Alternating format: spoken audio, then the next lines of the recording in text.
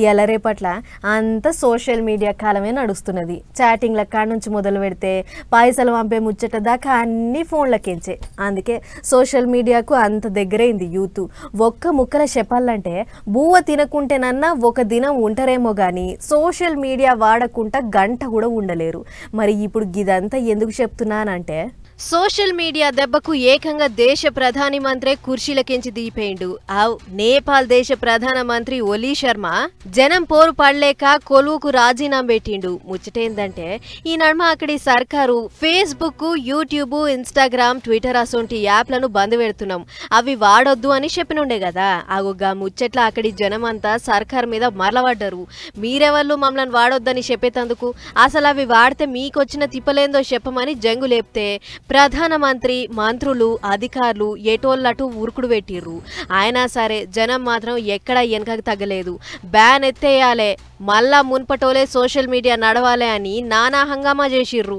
దీంతోని జనం ఇనేతట్లు లేరు. ఇట్లనే తిరగబడితే అంత సత్యనాశ అవుతుందనుకున్న పోలీసోళ్ళు లొల్లి చేస్తున్న జనాలను చెదరగొట్టిర్రు. లాఠీ చార్జీలు, ఉరుకులు, పరుగులు ఓ మస్తుగానే అయినాయి. అట్లా 2 వద్దుల సంధి నడుస్తున్న గీ లొల్లిలా 19 మంది జీవి పోతే 100 మందికి పైనే దెబ్బలు తగిలినాయట. అయినా సరే ఎత్తుకున్న పంచాది దించేదే లేదని ముంగటికి పోతే మొత్తానికి సోషల్ మీడియా మీద బ్యాన్ ఎత్తేస్తున్నాం, మళ్ళా ఎప్పటోళ్లే వాడుకోవచ్చు అని చెప్పిందట సర్కారు. అయితే లొల్లి ముద్రి పాకన పడ్డది. ప్రధానమంత్రితో పాటు మంత్రుల ఇండ్లకు కూడా నిప్పు పెట్టిన జనాలు ఫైనాన్స్ మినిస్టర్ ను రోడ్డెమ్మటి ఉరికిచ్చిగొట్టిర్రాట. ఆయనతో దొరికితే నా పని కూడా గంతే అని బుగులు పడ్డ ప్రధానమంత్రి ఓలీ శర్మ దేశం విడిచిపెట్టి దుబాయ్ పారిపోవాలని చూసిండట.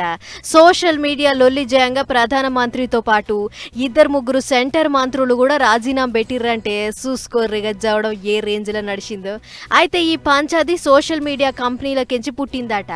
ఫేక్ అకౌంట్లను లేపేయాలి అని సర్కారోళ్ళు కంపెనీ వాళ్ళకి చెప్తే వాళ్ళు చూద్దాము చేద్దాము అని ఏ సప్పుడు లేదట. అందుకే సర్కారే బ్యాన్ చేస్తున్నామని నిర్ణయం చేసింది. కానీ జనం తరఫుకెంచి గట్టినే దెబ్బ పడ్డది.